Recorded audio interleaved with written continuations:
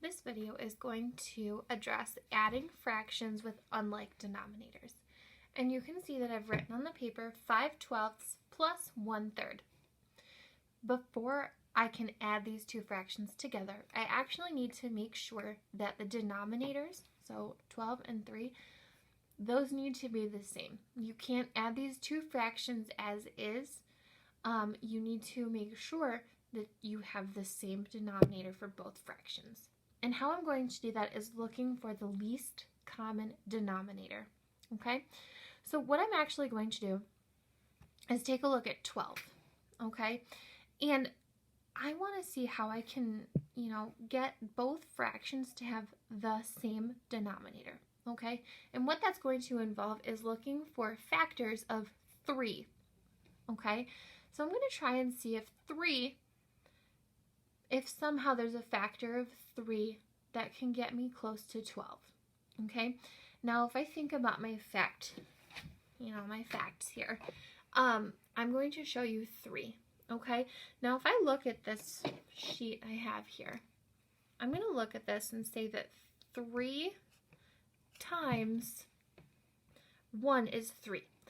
3 times 2 is 6, and so on. 3 times 3 is 9.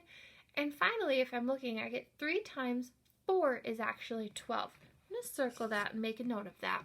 Okay, so 3 times 4 is 12.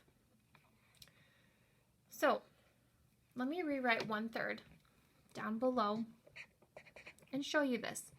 Now, if I multiply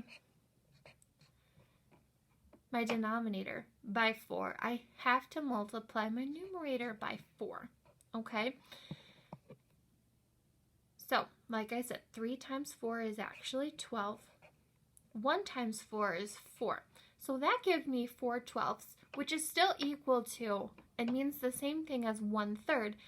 It just now has the same denominator as 5/12. So let me rewrite my problem one more time.